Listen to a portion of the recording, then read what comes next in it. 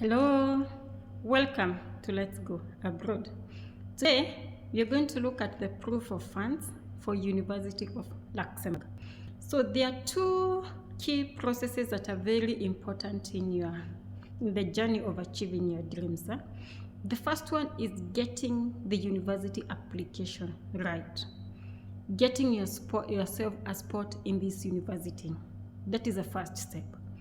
Once you do and they give you a letter of acceptance, they're going to give you a document that you're going to take to the embassy when you're applying for your visa. So they will ask you to pay a certain percent of the tuition fee.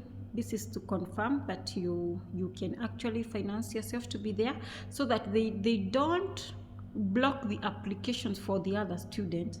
Yet you are interested, but you could not afford. Okay, now when you go to the embassy, there are so many documents that you're going to attach, and we shall do another video to show every documentation that you need to attach for Luxembourg when applying for a visa. And one of them will be a proof that you have enough funds. Also, what is this proof of fund?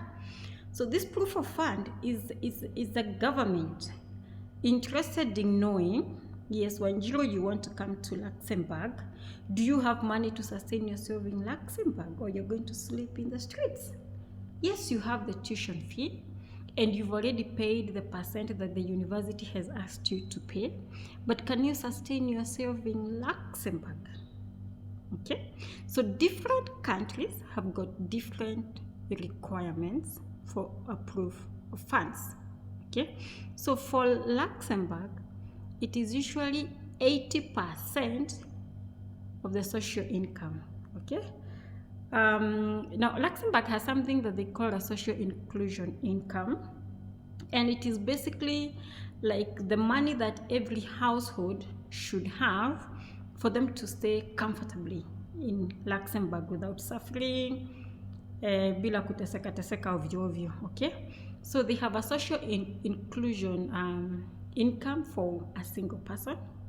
They have a social inclusion income for a child, and they have even gone to an extent of defining the ages of the children. This is the bare minimum that you should be having per month as a family in order to live comfortably in Luxembourg.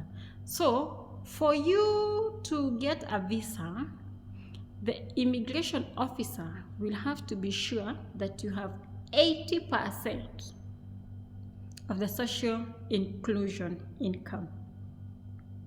80%. So this figure, the social inclusion income, it keeps changing. It is never static. Okay. The current rate for a single person is 1,850 euros per month. 1,850 euros per month. So the government wants to know that you have 80% of this per month, and then you multiply this by 12. So with the current exchange rate in Kenya, and I'm doing this hoping that majority of the audience will be Kenyans, but I've given it in euros for someone who is not a Kenyan. So it is 274,984. 274,984. That is the social inclusion income in Luxembourg at the moment. It is a bare minimum that the government is saying you need per month to live a comfortable life. Okay, now 80% of this figure comes to 219,987. This is what the government wants to be sure you can get per month. But before your visa is approved, you will need this amount multiplied by 12. So you need what you need for at least 1 year, and it comes to 2,640,000. Okay, 2,640,000. Okay, so there are different ways how you can prove to the government of Luxembourg that you have the money through their embassy. Okay, One of it will be from your parent. Your parent can sponsor you. And it was so interesting. There's someone who was saying somewhere where they attach the dad's certificate, the dad's bank statement, but they did not attach any document to show that he's a child of this man. Yeah, and they assumed because their name, their last name, you know the naming system in Kenya, yeah? So they assumed that it could be seen that they share a name, so it was obvious.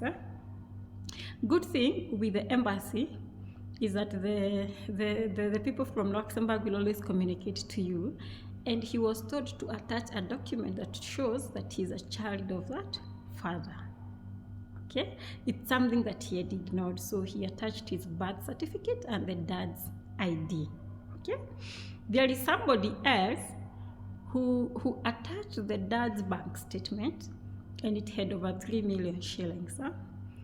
And the government of Luxembourg asked like an evidence to show that this money is not being shared by many other children, because it's possible he could be having you and he has other 5 children to look up to him. So the question is, give us a document to prove that they're under no dependence on this money. Okay, so if you are attaching a bank statement from your parent, because you don't know if the immigration officer who will receive your application will have time to ask you to attach other, annexed documents, ensure that you have enough documents to show that you are a child of that father or that mother. Also ensure that the person has given you a letter that they are saying that they're committed to supporting you, and that the bank balance available is for you.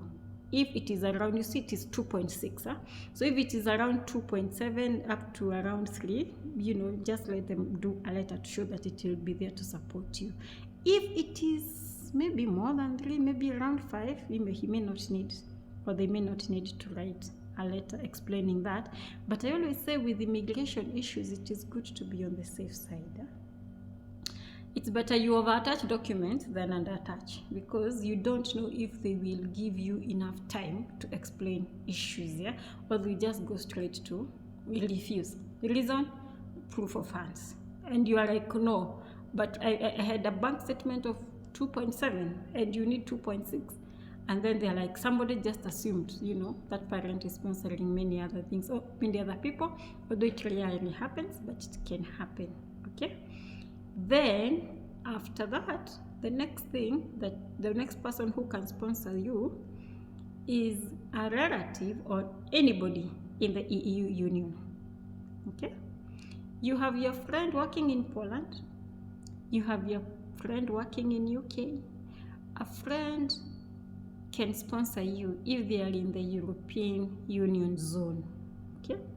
But a friend in Kenya cannot support you, cannot sponsor you.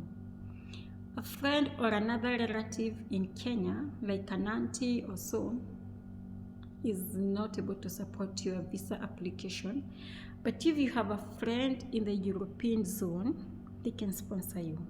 So what you will do with that avenue is that you will ask this friend or this relative to write you a document that shows you they're willing to sponsor you. Then they will attach their bank statement to show that financially they are in a position to support you.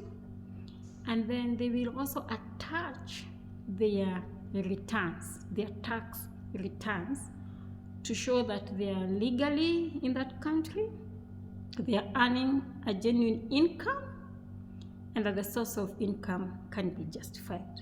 So if your parent in Kenya cannot sponsor you because of their financial status, you can get a friend or a relative in the European Union zone.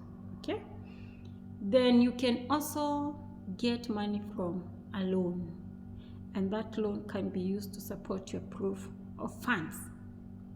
Good thing we have these service providers in Kenya. I don't know about other African countries, but in Kenya we have people who give you money specifically for matters of immigration. and they give you a loan. So what they will do is that they will wire the money from their bank account to your bank account. You will have agreed on the interest rates that you need to accrue or to be accrued. And then once the money is deposited in your account, then you're going to deposit, to use your bank statement to do the application. Okay. Another question that is normally asked for a proof of fund is how long the money should have been in the account. Should the money have been in the account sitting for 1 month or for 1 year? Most countries do take 6 months. Like the money should have been in the bank balance in the bank account for 6 months. But for Luxembourg, 1 year is a good period. Not that the money was just sitting, but it can be like a transactional account, and most of the times the balance should have been more than 1 million. But now for the last 3 months, it needs to be 2.6. What am I saying? You cannot take a bank balance, let's say for your parent, which has been having, for the last 1 year, it had transactions of less than half an M.